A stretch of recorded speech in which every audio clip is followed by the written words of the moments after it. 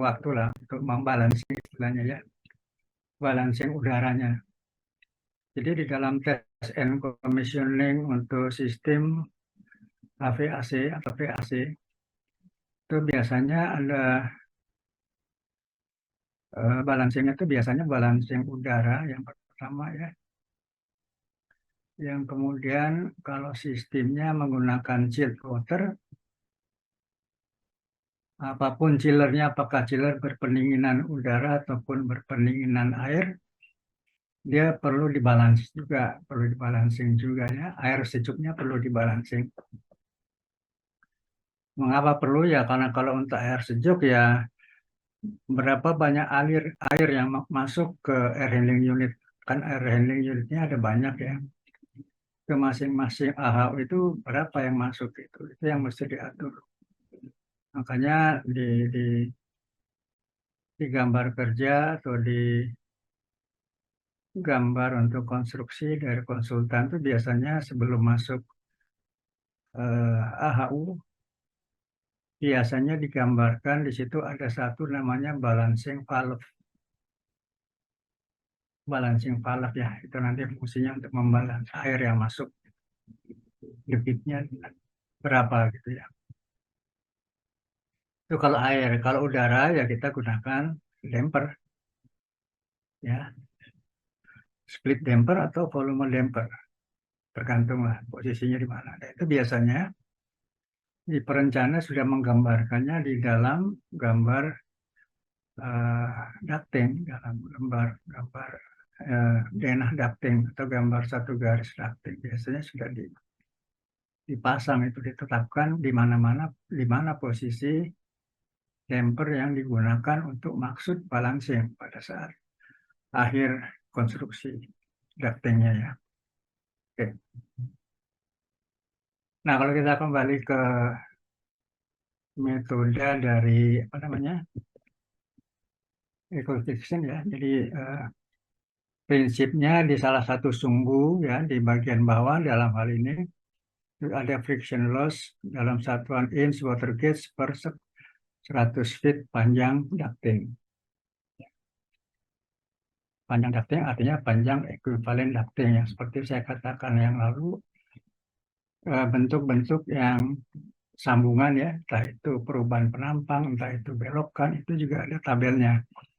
Di tabel kita bisa mengambil berapa panjang ekuivalen dari misalnya katakanlah suatu belokan gitu ya.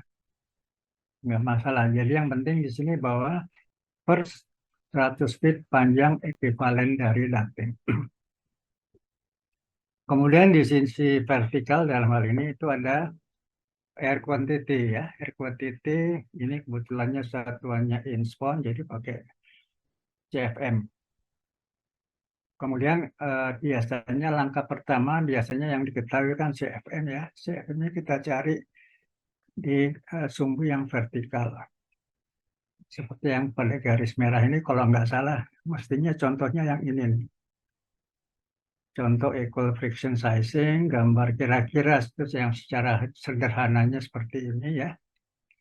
Jadi kuantitasnya dari B ke C, karena dari fan itu keluarnya A, kemudian biasanya ada perubahan penampang.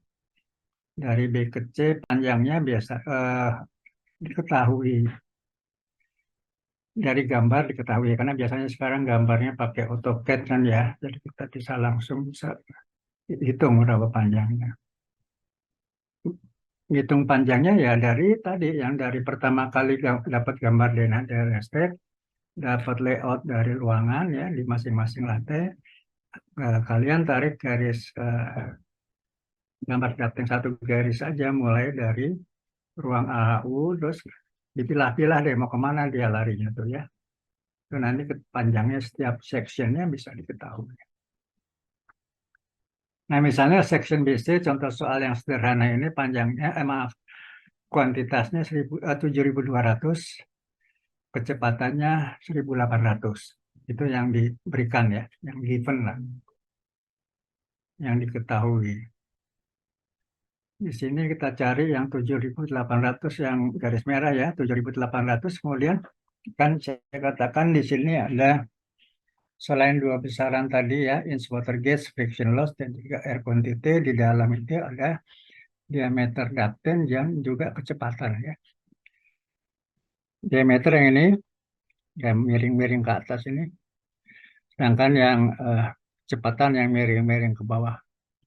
Kita cari kecepatannya 1800 tadi ya, 1800 yang biru kita tarik ke atas sampai memotong garis yang merah. Sorry, ketemunya di sini ya. Ya, kemudian baru dia ditarik ke bawah. Friction loss-nya berapa gitu yang merah ini. Jadi di sini yang saya tarik itu rupanya yang 4800 ya contohnya ya. Yang ini yang CD ini eh, sectionnya CD 4800 karena sudah diambil 2400 ya. Jadi ke sini 4800.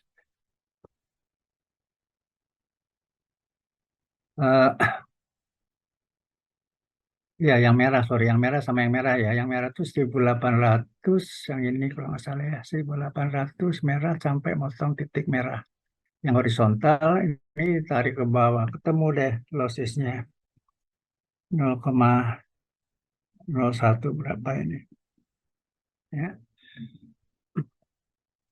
itu karena yang diketahui air quantity 7200 dengan kecepatan udaranya 1800, kita dapat titik friction loss untuk 100 meter panjang ekivalen ducting. Ya. Jadi seperti saya katakan, begitu ketemu satu titik, udah titik ini kita garis ke bawah, dapat friction loss. Semuanya perhitungan berdasarkan garis merah yang vertikal ini. Mau berapapun CFM di sini, kita tinggal tarik aja ke kanan semua sampai motong garis equal friction yang sama yang merah ini. Ya, untuk 4800 motong di sini, nanti yang didapatkan kecepatan. Kemudian yang kuning yang 2400 ini motong di titik yang merah ini, ya dapatlah kecepatannya berapa. Nah, pada titik yang merah ini, ya selain dapat apa namanya, dapat friction loss, juga di sini kita sebetulnya dapat diameter yang miring-miring ke atas ini ya. Diameter ductnya dapat. Yang biru pun juga demikian. Diameternya dapat. Yang kuning juga diameternya dapat ya. Diameternya yang di sini kira-kira antara 26 28 ini. 26 28 diameternya ya. Kemudian dari apa namanya? Dari dua data, dari kuantitas 7200 dengan kecepatan 1800, kan kita bisa hitung luas penampang aliran ya. 7200 dibagi 1800 dapat duct area-nya 4 feet kuadrat. Nah, ini kita bisa, kalau menggunakan yang ini, kita dapatkan langsung diameter. Nanti dicocokkan diameternya sama nggak tuh dengan diameter 27 apa 26, berapa gitu, atau 27 ya barangkali. Itu dihitung luas penampang A-nya berapa feet kuadrat. Ya, bisa juga nanti cocokkan kecepatannya masuk nggak gitu ya. Bisa juga kita langsung pakai yang ini, yang tabel, gitu ya. Pakai yang tabel, katakanlah tadi dapatnya 7200 bagi 1800, 4 square feet, ya 4 feet kuadrat. Kita cari di kolom luas, satuannya square feet, angkanya 4 karena 4 square feet. Kadang-kadang ada yang sama persis, ada yang lewat sedikit, ada yang kurang sedikit. Kebetulan di sini kita dapat angka 4 square feet di bawah kotak kanan yang vertikal ya. Ada angka 4, itu angka 4 kita baca dimensinya itu 22 ya. Baca 22 di sini, dibaca yang kiri yang vertikal 28. Artinya ducting yang berdiameter berapa tadi? 25,7 ya. 25,7 itu luas penampangnya 4. sorry, 27,1 ya, plus penampangnya 4.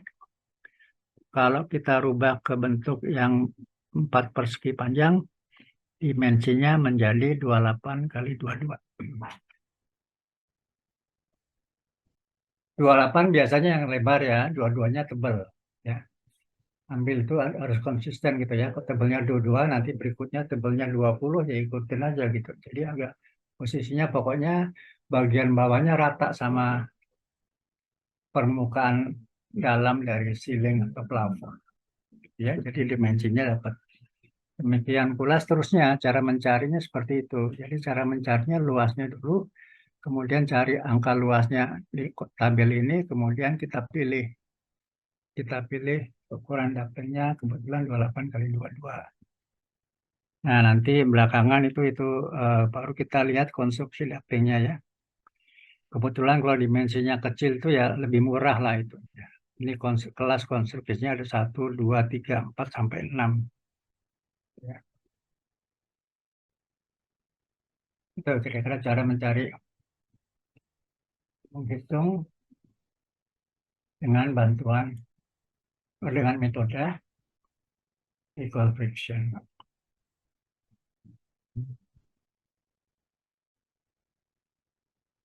Oke, kita coba satu contoh lagi. Jadi ada sebuah sistem ducting, aplikasinya untuk kantor, ya umum, kantoran umum lah. Jumlah udara yang harus dialirkan 5.400. Di dalam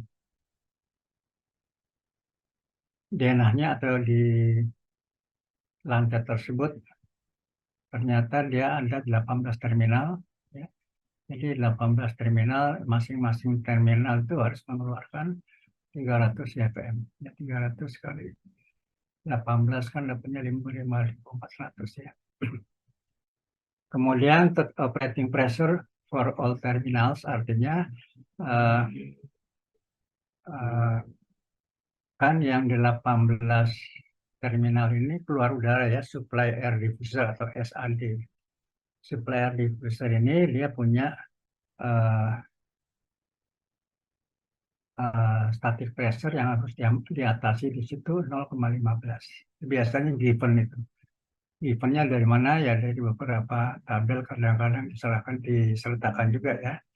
Kalau supply air diffuser kan kemarin kalau nggak salah saya juga sampaikan juga range-nya itu ya 0,1 sampai 0,15 lah static pressure-nya. Kadang ada perubahan luas penampang aliran ya. Kan dia waktu masuk diffuser, supply air diffuser kan biasanya penampangnya segi 4, kemudian dibagi-bagi kecil-kecil supaya alirannya merata. Itu kan ada perubahan penampang. Ya.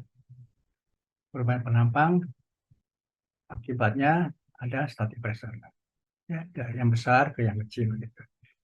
Nanti biasanya diasumsikan ya ada tabelnya. Kemudian radius elbow kalau diperlukan, misalnya radius elbow itu ya yang ada di A, ya, di B, dan di ujung ini radius elbow-nya kira-kira perbandingan radius dengan diameter 1,2 lah. Ya, jadi layoutnya kira-kira seperti ini, 5.400, kemudian dibagi-bagi ke 18 terminal. Yang kita bisa menghitung pertama kali langkahnya ya kita tentukan dulu kecepatannya range ini ya, tidak mutlak harus sekian, tapi biasanya tergantung kepada perencana ya. Yang seperti yang tabel terdahulu kan saya sampaikan ya, ada untuk office berapa ya, kemudian ini saya kira ya, oh ya ini. Di sini aplikasinya apa ya? Memang di sini kan yang diberikan itu kecepatan maksimum ya, recommended maksimum. Cara bacanya di residence misalnya ya, tidak harus 600, maksimum 600. Anda bisa pilih 500 boleh, 550 boleh, 575 boleh, terserah. Yang penting jangan lewat 600. Itu cara baca tabel ini berlaku untuk semua yang ada di sini. Ya, itu untuk controlling factor maksimum. Untuk ya controlling factor dark fiction maksimum 1000 supply untuk residence. Gitulah kira-kira ya. Nah, itu di sini dalam contoh ini kan diminta ukuran ducting ya, kemudian panjang kevalen dari ducting dan static pressure. Dari tabel 7 dipilih kecepatan 1700. Ya, tabel 7 itu tabel yang ini. Ya, areanya dapat. Kemudian dari tabel 6, ini tabel 6 nih, tapi nanti yang asli yang bagusannya ada saya lampirkan juga kalau nggak salah sudah ya. Dari tabel 6 pilih ducting ukuran 22 kali 22. Tadi luasnya 3,18. Saya cari 3,18 ada nggak di sini tadi? Saya contohnya ya saya lupa ini. 22 kali 22, misalnya 22 ini 3,17 adanya. Ya, 3,17 oke lah, 37,17 boleh lah. Kita pilih yang ini, karena yang lainnya nggak ada lagi yang lebih dekat. Ini 3,11, turun lagi 3,01, 3,25. Ya udah paling dekat ya 3,17 lah. Jadi ukurannya 22 kali 22. 22 kali 22 inch. Jadi kemudian kita tentukan friction rate-nya ya, kita gunakan charge yang tadi yang dengan 5.400 ya, pakai yang ini 5.400 mungkin kita cari di sini, kemudian dengan apa namanya, kecepatannya 1.700 tadi ya, 5.400 dengan kecepatan 1.700, kita pilih 1.700 kira-kira di sebelum yang merah ini ya, kira-kira di sinilah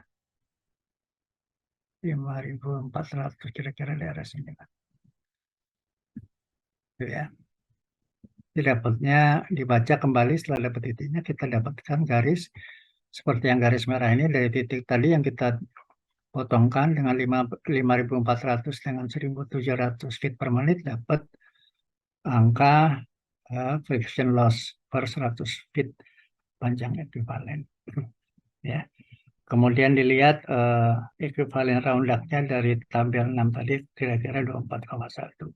Ya, friction rate-nya ditarik ke bawah dapatnya 0,145. Ya udah, kita lanjutkan terus lah. Ya. Yang tadi kemudian luas ducting yang digunakan tabel 13 bisa juga ya. Dari tabel 6, tabel 13 ini tabel yang 6 tadi ya. 22 kali 22. Kemudian ini contohnya 5.400 dapatnya 0,145 di sini. Kemudian digunakanlah perhitungan dimensi ducting berikutnya untuk section yang dari B ke C dan seterusnya gitu ya, dari A ke B, kemudian B ke ujungnya B ke 18 ya, dari van ke A, dari A ke B, dari A ke nomor 6 itu dilihat dihitung ductingnya berdasarkan tadi sama gitu ya. Flow-nya kan juga udah kelihatan gitu. Kan yang penting di sini flow-nya sudah diketahui ya. Itu biasanya pasti diketahui. Debit aliran udara volumetrisnya pasti diketahui. Jadi kalau keluar di sini 5.400, kebetulan di sini semuanya 300 ya, keluar 300, 300, 300, 300, 300, 300, berarti yang keluar di sini dari A sampai belok. Dari titik A belokkan ke sini ya 300 kali 6. Ke sini 1.800. 5.400 kurang 1.000 berapa? 800, tinggal 3.600 dari A ke B.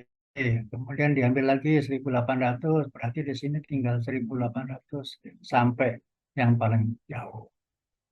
Jadi mudah ya perhitungannya, kira-kira Mudah ya, karena CFM diketahui tadi frictionnya pun juga sudah ada ya, friction yang garis lurus ke atas tadi ya. Udah, tarik-tarik dari angka CFM aja yang sebelah kiri, tarik ke kanan, tarik ke kanan. Dapat nanti dimensinya. Kalau pakai sekali sekali lagi, kalau pakai yang ini nanti dapatnya kan diameternya bulat gitu ya. Diameter bulat, baru nanti konversi ke seperti yang ini. Ya, di sini ada diameter dalam inch ya. Diperhatikan dalam setiap kolom itu ada diameter, ada area luas sama diameter. Ya. Misalnya Anda baca di grafik tadi, grafik friction loss tadi dapat sekian inch. Ternyata di situ lebih enak bacanya dapatnya diameter ya. Diameter dapatnya sekian. Kemudian kembali ke sini. Ya seperti tadi. Tapi lihatnya jangan yang di luas, lihat yang di diameter.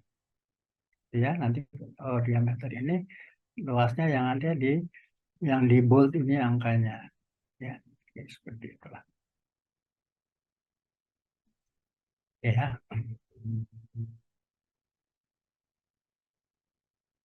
Nah, kemudian ada masih metode equal friction, tapi ada satu lagi metode, katakanlah yang tadi yang pertama ya, metode yang kedua untuk apa, equal friction itu ada tabel kapasitas di sini ya. Jadi tabel ini menyatakan bahwa dia dibuat berdasarkan equal friction tadi untuk mempertahankan sistem metode equal friction tadi dia butuh suatu berapa persen VFM yang mengalir seperti yang tadi ya. Jadi misalnya di sini ada kapasitas CFM-nya berapa, kemudian luas ductnya berapa, kapasitas CFM berapa sampai 100% ya. Kapasitas 1 sampai 100% artinya berapa banyak udara yang mengalir ke suatu permukaan ducting. Kira-kira prinsipnya kan tadi seperti ini ya. 100% CFM capacity, kemudian diambil ke 1.800 tadi ya, sisanya berapa tadi? 3.600, itu berapa persen gitu loh, dari yang awal. Nah, kalau contoh soal yang tadi, kalau kita masukkan ke metode yang ini, duct section sampai A itu 5.400, gitu ya. Sampai A dari ducting 5.400, kemudian diambil 1.800 ya. Itu dilihat di tabel, dibikin tabel, sorry. 5.400 itu kapasitas ductingnya 100%. Ya, dari A ke B tadi setelah dikurangi 1.800 kan yang ke bawah tinggal 3.600. 3.600 ini berapa persen dari 5.400? Ya, saya kira gitu. 3.600 dibagi 5.400. Mestinya ketemunya itu. Coba aja dibagi tuh, benar nggak tuh?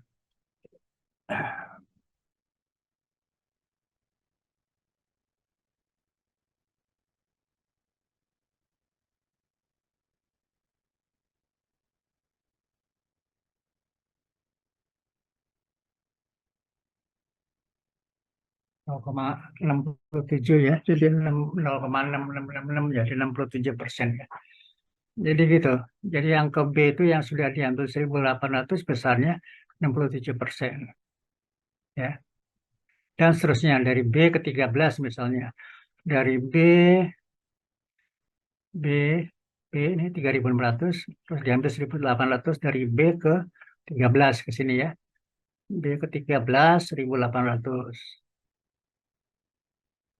800, 1.800 dibagi 5.400, ya kan? Dapatnya 33%. Dan seterusnya sampai ujung. Nah, itu yang pertama. Kemudian itu perubahan kapasitas ya dari ducting. Kan makin lama makin kecil ya. Laju alir volumetrisnya juga kecil, luas penampangnya juga makin lama makin kecil. Maksudnya gitu. Nah, berapa besar luas penampang yang dibutuhkan? Gitu loh. Kalau tadi sampai A 100% kapasitas dak areanya ya, dak areanya 100%, luasnya tadi dihitung 3,18 karena 5.400 dibagi 1.800 kan kecepatannya. Kemudian dari A ke B, ya, yang tadi harus mengalirkan 3.600, itu tadi dak areanya berapa persen gitu loh. Ya, dari A ke B persennya berapa persen nih panjangnya, luasnya gitu ya. Area square feet-nya ya, gitu. Ini juga bisa dihitung dari A ke B kan diketahui CFM ya, 1000 dari maaf dari dari A ke B, sorry, dari A ke B ini ya, dari A ke B 3.600. Kalau yang ini kan udah jelas ya, ukuran 22 kali 22 tadi ya. Kemudian dari A ke B 3.600 tadi presentasi perubahannya berapa persen? Ya, perubahannya 63% dari 3,18. Dan seterusnya nanti ketemunya square feet berapa persen ya. Dapatnya ukuran ininya. Ya, dapat luas ukuran ductingnya. 3.600 bagi itu tadi ya, bagi 5.400. 67% kapasitas. 67% kapasitas berarti luasnya berapa persen perbandingannya. Ya, dari 3,16 yang awal, kapasitasnya berubahnya 67%, kemudian luasnya ini berapa gitu. Kira-kira metode yang bisa digunakan juga ya, metode yang kedua dari equal friction. Yang pertama, yang paling gampang ya yang pertama lah. Kemudian di sini jadi di sini diingatkan bahwa kelihatannya bahwa panjang ducting itu biasanya dari yang A ya, dari A sampai ke terminal 18 itu kan yang paling jauh ya. Jadi memang biasanya menghitung static pressure-nya biasanya kita ambil jarak yang terjauh dulu ya. Ya logikanya masuk juga ya. Misalnya begini, apa namanya, dari van keluar van 5.400 yang paling jauh kan terminal 18. Kalau di terminal 18 itu dengan sendirinya yang terminal 6 sama 12 pasti keluar itu. Jadi biasanya untuk static pressure biasanya kita menghitung jarak terjauh dulu. Ya, berapa static pressure-nya, totalnya berapa. Nanti yang ini pasti ngikut nih. Nggak usah dihitung, nggak apa-apa, tapi yang jauh udah dihitung dulu gitu. Ya, jadi yang terjauh kita bisa hitung dengan memperhatikan beberapa belokan-belokan yang ada gitu. Ya, jadi losses dibelokkan di titik apa tadi B ya, titik A, titik B itu belokan ya. Yang titik terakhir belokan juga kita lihat dimensi. Setelah dihitung dimensinya baru kita bisa menghitung panjang ekuivalen dari elbow yang diperlukan. Ya. Jadi di sini dicatat di sini duct section sampai A, itemnya duct panjangnya 60 feet, elbow-nya 1. Ekuivalen panjang 12 ini dilihat dari tabel nanti di belakang tabel. Cara melihatnya juga kelihatan udah. Dari A ke B ducting nggak ada belokan, dari B ducting ada elbow ya. Sampai A sama dari B itu ada elbow. Ya, ini ada elbow 1, B juga ada, kemudian ada satu lagi. Ya.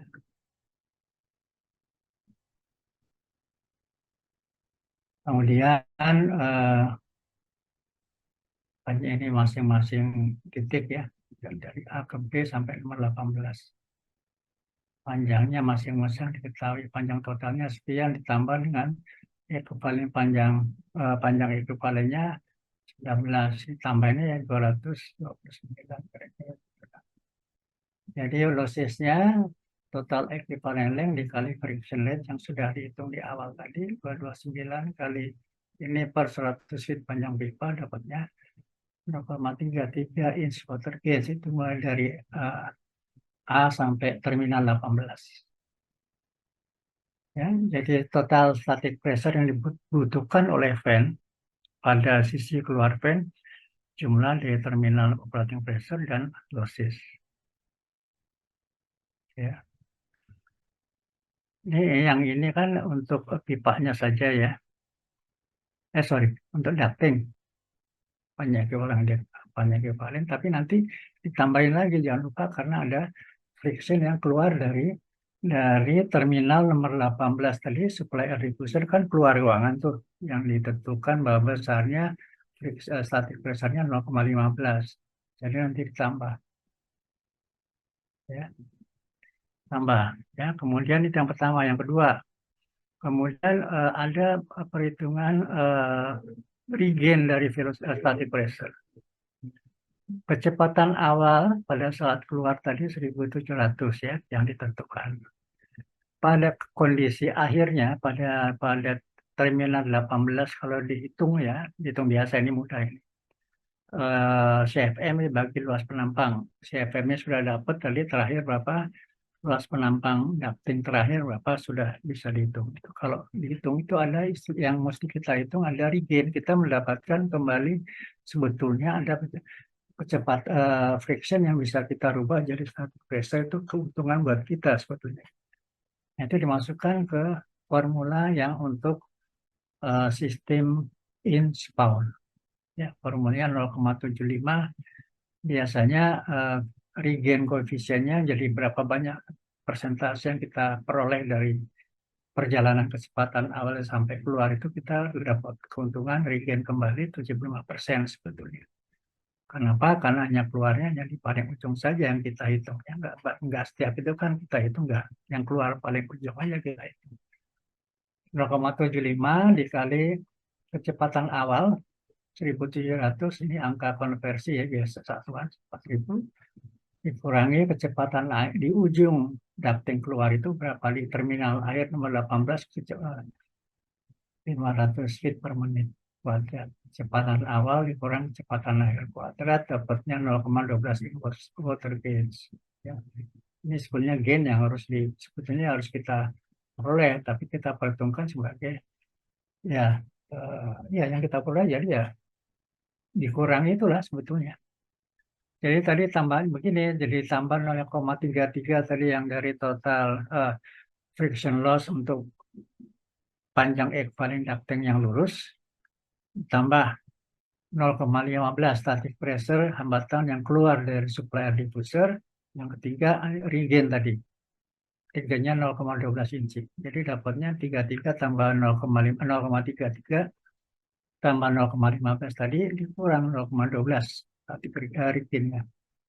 Jadi dapatnya 0,36 inch water gauge. Ya. Jadi itu biasanya 0,36 inch water gauge itu static pressure minimal yang harus dikeluarkan, yang harus diatasi oleh si fan. Ya. Minimal itu ya. Kalau lebih kecil dari itu nggak keluar ya. Nggak keluar di nomor 18 itu keluarnya kecil sekali, nggak memenuhi apa namanya perhitungan kita lah. Jadi minimalnya sekian. Bisa, kalau mau diambil safety factor ya bolehlah jadi 0,4 gitu ya, bisa aja, nggak masalah. Tapi itu kalau yang fan-nya kita pilih 1.700. Nah ini kalau misalnya saja kita ambil kecepatan fan-nya 2.000 feet per menit ya. Sedangkan tadi kita sudah tetapkan kecepatan 1.700, berarti kita punya apa namanya total static pressure yang dibutuhkan untuk mengatasi itu ada tambahan lagi sebesar 0,75 kali samanya kecepatan awal tadi kita rubah jadi 2.000, ini kecepatan awalnya 1.700, dapatnya sekian. Jadi ada gainnya 0,05 inch water gauge. Jadi kita kalau kita fan-nya kita pasang yang 2000 feet per menit, kecepatannya itu kita dapat gain 0,05, berarti ya kita punya aman lah. Jadi masih ada kelebihan 0,05% untuk mengatasi friction loss. Nah, itu dari prinsipnya sih seperti itu, ya. Berarti itulah kira-kira resume dari perhitungan ducting, metode equal friction. Ya, kita pelajarinya pakai yang itu aja, yang paling mudah lah. Kemudian kalau kita kembali ke ducting awalnya ya, secara umum ducting material saya katakan menggunakan DJLS ya, baja lapisnya atau baja lembarseng gitu ya, baja lapisnya.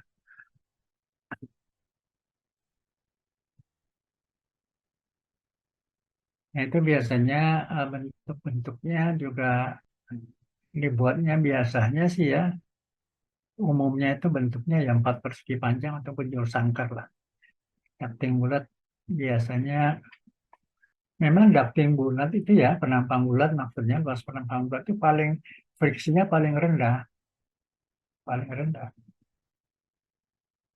Ya namun dimensinya jadi besar. Kadang-kadang nggak cukup kalau kita mau pakainya yang paling bagus ya diameter penampang bulat tapi dimensi besar. Nah, dimensi besar ini biasanya kalau kita pakai di atas langit-langit biasanya nggak masuk. Langit-langitnya jarang yang lebih dari 1 meter, nggak ada lah. 80 cm atau ya 100 meter jarang, 100 cm jarang lah. Jadi sempit tempatnya. Sehingga kita pakai ya dimensi yang bujur 4 persegi panjang. Ya, jadi ini ada beberapa notasi-notasi yang biasa digunakan ya. Kemungkinan apa susunan belokan dan sebagainya ya, sebagai contoh saja gitu ya dari awal mula ya apa mulanya dari titik satu misalnya ya. Titik satu di sini kalau di ini kaitannya dengan sistem tuh kebutuhan gas commissioning biasanya di sini ada lubang tertutup tapi ya bisa dibuka bisa ditutup walaupun ini ini semua diisolasi ya. Bisa dibuka memang disiapkan untuk memasukkan memasukkan alat ukur misalnya temperatur ya digital temperatur kita termokapel ya masukkan ke situ bisa juga kita masukkan apa pitot tube masukkan ke situ bisa gitu ya memang difasilitasi lah kemudian yang biasanya ini ducting utama ya di ducting utama biasanya tuh ada fasilitas lubang yang bisa dibuka maksudnya untuk macam-macam untuk maintenance dan sebagainya tapi dalam kondisi beroperasi dia tertutup ya semacam pintu kita lubang ya bisa dibuka akses doors namanya saya kira yang lain-lainnya eh, sesuai dengan nomor penjelasnya sesuai dengan nomor di sini kita ambil misalnya nomor 10 ya repeat close section bar fastening jadi biasanya ini ada batang ya untuk di sini ada semacam apa ada damper lah ini batangnya itu untuk ngatur-ngatur ini jadi bisa di kiri kanan dibuka ya menutup damper buka tutup si damper gitu itu biasanya pakai batang ya pengaturannya di eh, manual ya kemudian apalagi yang penting saya kira itu aja yang penting yang lainnya sih konstruksi di lapangan biasanya seperti itu ya jadi itu material dan pemasangannya di lapangan kira-kira seperti itu kemudian ada ducting material yang ya sekarang banyak digunakan itu jenis PIR polyisocyanurate ya PIR ini juga sudah sebetulnya sudah ini ya lembarannya sudah jadi ini jualnya lembaran-lembaran gitu ya yang saya katakan dimensi lembaran pirnya itu biasanya ukuran pintu lah 2,2 kali 1 meter kalau nggak salah sekitar itulah lembaran gitu ya udah ada isolasinya dari situ mau mau yang berapa inci gitu ya mau 2 inci mau 3 inci gitu ya ada standarnya gitu 1 inci 2 inci saya kira itu 1 inci 2 inci Kalau lebih dari itu ya digabung lagi. Tempelan. Nah, biasanya seperti itu. Jadi biasanya lebih mudah dikerjakan di workshop, bengkel, ducting lah, ya. Karena dibawa gambar ductingnya dibawa workshop, dikerjakan di workshop, disusun, dipotong-potong, disambung, dilem per modul section gitu ya, kemudian dibawa ke lapangan. Itu cara pertama. Cara kedua, yang dikerjakannya di lapangan, di bangunan gedung tadi ya. Ada workshop yang disediakan biasanya untuk orang tukang ducting biasanya ya. Nah, di situ dari kerjaan bisa juga. Itu kalau konstruksinya seperti ini dengan styrofoam dalamnya ya putih warnanya itu ya lebih mudah lah. Ya lebih mudah, lebih rapi, lebih gampang pembuatannya ya. Belokan-belokan seperti ini udah disiapkan dulu di workshopnya. Kira-kira itu. Kemudian isolasi ductnya ya, insulation materialnya itu macam-macam. Ada yang inorganik ya, ada yang organik sama material lainnya. Ya, inorganik itu biasanya fibrous ya, bentuknya fibrous, sifatnya seluler. Konstruksinya kalau organik ya macam-macam. Organik terbuat dari apa? Dari petrokimia atau dari renewable. Ya, petrokimia yang sudah banyak sekarang seluler. Yang renewable yang dua macam. Oleh yang lainnya, materialnya itu foil sama seluler. Foil ini aluminium foil ya, lembar tipis aluminium itu loh. Warna aluminium biasanya digunakan kalau material ductingnya terbuat dari baja lembar seng, itu baja lapis seng. Ini BJLS. BJLS itu ada satuan ketebalannya. Ada dia bilang BJLS 120, ada BJLS 100, ada BJLS 80, ada BJLS 40, ada BJLS 20. Itu ketebalan. Ya, misalnya katakanlah BJLS 100 ya, itu ada tebalnya 0,1 mili kalau nggak salah ya. Tipis kok itu. 1 mili, sorry. 100 itu 1 mili. Agak tebal itu. Kalau yang 120, 1,2 mili ketebalan plat BJLS-nya. Ya, jadi kalau BJLS 40 artinya 0,4 mili tipis. Makanya dipakai untuk konstruksi ducting yang ringan biasanya ya. Kayak seng biasa tipis mudah dibentuk. Tapi kalau misalnya BJLS 40 dipakai untuk yang dimensi besar gitu ya, dimensi ducting, dimensi luas permukaan yang besar ya dia akan bunyi klepek-klepek gitu ya. Karena tebalannya itu tadi. Makanya perlu dipakai penguat. Macam-macam lah, gampang itu. Tapi standarnya kira-kira seperti itu. Jadi organic insulation material isolasi duct dari jenis organic insulation semuanya berasal dari bahan baku petrokimia atau eh, materialnya terbarukan berbasis bio. Kemudian hampir semua bahan isolasi petrokimia berbentuk polimer katanya ya. Kemudian masih dalam material isolasi ductnya. Kemudian klasifikasi kita bisa lihat ya jenis organik. Ini nama-namanya yang biasa di lapangan, yang bahan dasarnya dari petrokimia, ya, material petrokimia. Ya turunan dari proses kimia dari gas bumi maaf dari minyak bumi, ya dari minyak bumi atau dari batu bara. Ada yang disebut dengan expanded polystyrene, salah satu produk dari petrokimia ini ya.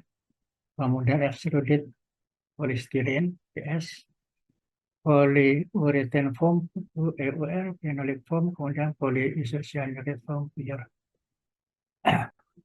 Nah, ini masing-masing jenis atau masing-masing material ini itu biasanya sudah dilengkapi dengan yang namanya material safety data sheet ya. Ingat barangkali sudah pernah ambil K3LL ya. Itu kan setiap bahan harus punya material safety data sheet. Artinya spesifikasi teknis dari material itu harus ada. Apapun materialnya, baik itu refrigeran, baik itu solid atau apa, bahan-bahan kimia itu harus ada. Jadi temperatur berapa operasinya, density-nya berapa, tahan berapa derajat kalau kepanasan, kemudian bahaya terhadap manusia, apa itu kan semua data itu harus ada gitu ya. Yang tertuang dalam MSDS. Wajib itu untuk dari keselamatan kerja.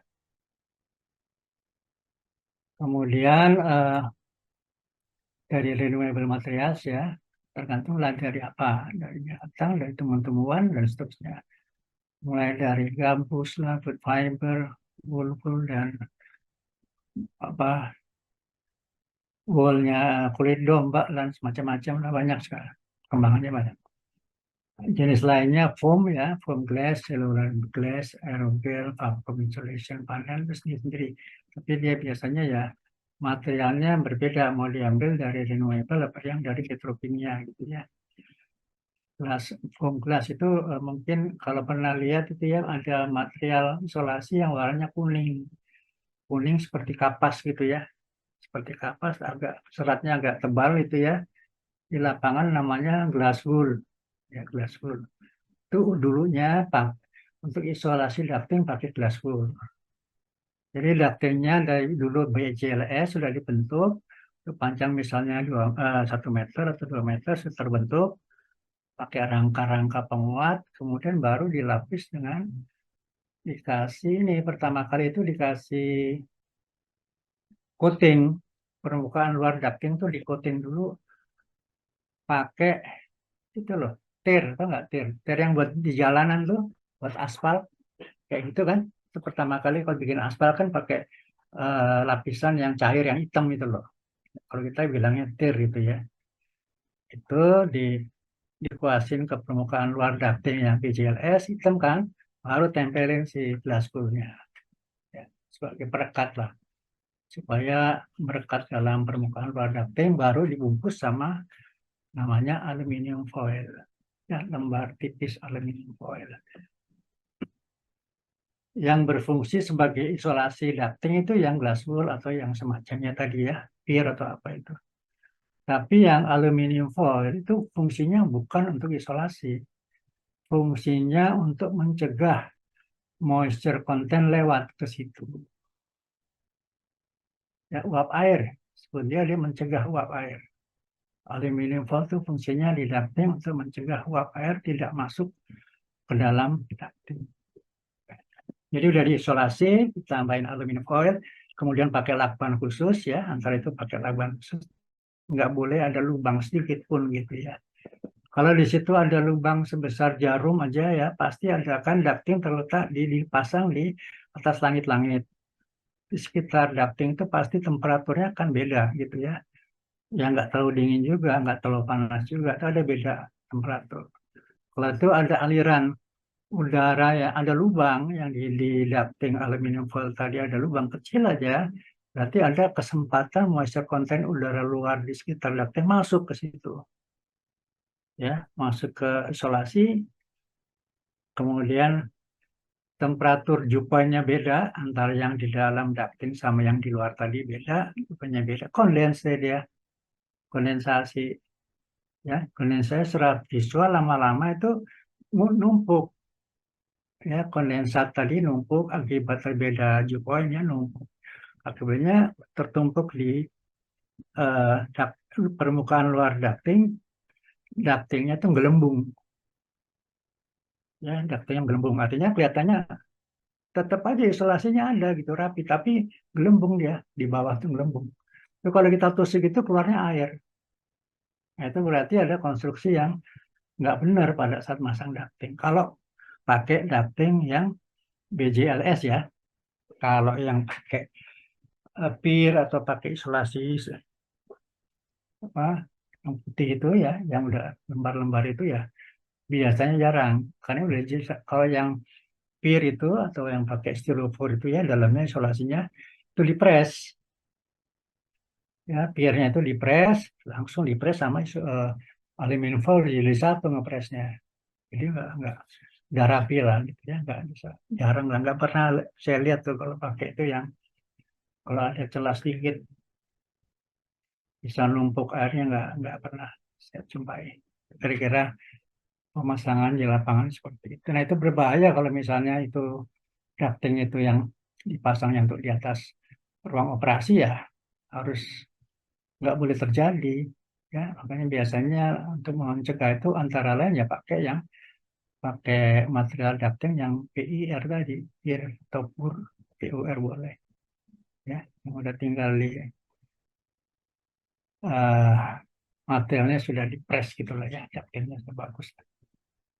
Saya kira itu. Baca teknis material isolasi sidak, baca lagi seng, isolasi luar dan dalam dengan plastik atau dibungkus dengan aluminum foil. Biasanya bobot ducting BJLS itu ada beratnya ya 8,5 kilo per meter kuadrat. Konduktivitas thermal di glasswool sekian ya. Konduktivitas thermal rockwool, nah ini beda nih. Glasswool sama rockwool beda, tapi fungsinya sama sebagai isolator ya. Cuma bedanya yang dari fisiknya berbeda. Ini yang ini kuning, glasswool, ini rockwool nggak harus kuning, dia materialnya beda. Ini 0,035 ya, atau 0,04 lah. Kemudian BJLS 50 ukuran ductingnya antara 0 sampai 300 mm. Artinya panjang dimensi ya, dimensi ducting itu ya. Kelilingnya tuh jangan sampai lebih dari itulah, atau panjangnya jangan sampai lebih dari 30 cm. Pendek-pendek biasanya. Pakai yang lebih tipis, BJLS 50 kan 0,05 mm. Dan seterusnya sampai BJLS 100. 100 ini ya, 120 ya, 40 ya. 120 untuk ukuran ducting panjang antara 1,9 meter sampai 2,4 masih bisa lah ya, dengan pakai BJLS yang ukuran 120, tapi ini perlu pakai rangka penguat. Rangka penguat ya bisa dari bar ya, steel bar ya, atau besi profil siku atau apa, profil siku biasanya. Tambahin tuh penguatnya diagonal biasanya ya, dikuatin supaya nggak geblek-geblek gitu sengnya.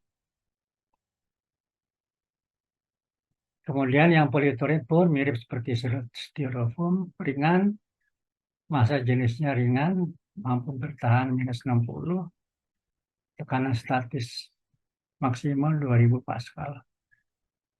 Bobot ducting ringan, ya, 1,4 kilo per meter kuadrat. Konduktivitas termalnya bagus juga ya, sama yang tadi.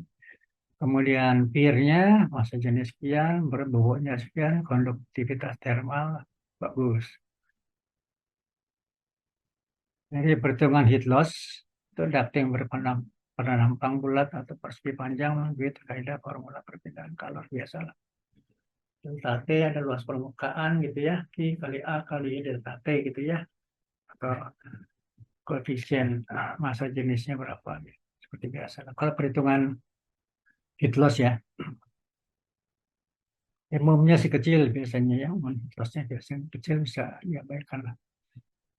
Nah ini yang ducting yang saya katakan ductingnya bulat, terbuat dari tekstil, dari kain. Ya, dari kain. Jadi ini ductingnya seperti ini, konstruksinya paling mudah ini apa yang ringan, tapi material tekstilnya yang tertentu, ada ketentuannya. Ini berlakunya biasanya untuk ruangan-ruangan yang lurus gede gitu ya, kayak hanggar atau apa gitu bisa pakai ini. Karena tidak ada zonasi-zonasi ruangan di sini gitu. Pakai satu aja cukup. Misalnya dulu ya, kalau dulu di supermarket makro zaman dulu kepakai, sekarang juga masih dipakai sama penggantinya apa lupa sih itu namanya, yang dari Korea itu masih pakai ini tekstil. Jadi ada perhitungan sih kapan posisi lubang ini di sini, kapan ini di sini, jaraknya berapa, luas penampang lubang ini berapa, itu ada perhitungannya, tapi sederhana, ya lebih sederhana. Jadi kalau prinsipnya di ini keluar dari AU seperti biasa lah, keluar AU masuk dulu ke ducting yang agak kotak sedikit, kemudian dari kotak itu dirubah penampangnya menjadi penampang bulat, baru dimasukin si apa namanya tadi, si ducting tekstil yang penampangnya bulat. Kalau kondisi awal dipasangnya ya masih pipih aja gitu, pipih ujungnya bulat masuk ke ducting. Begitu ada angin, si yang ducting tadi mengembang keluar deh udaranya di situ. Tapi ujung ductingnya sini ditutup, ini tertutup nih, keluarnya di sini. Ya. Kemudian kalau sudah selesai nggak dipakai jam 8 malam, ya udah matiin AC-nya, dia pipih lagi semuanya. Gantungannya sangat ringan, nggak terlalu berat ini ya. Lah biasa dipakai dia untuk yang ruangan-ruangan yang pabrik yang agak besar gitu ya, yang lurus-lurus, nggak perlu spesifik masuk ke setiap ruangan gitu ya, nggak perlu. Sebenarnya lebih mudah pakai tekstil elektrik. Oke, saya kira itu untuk ducting. Kalau ada pertanyaan silakan.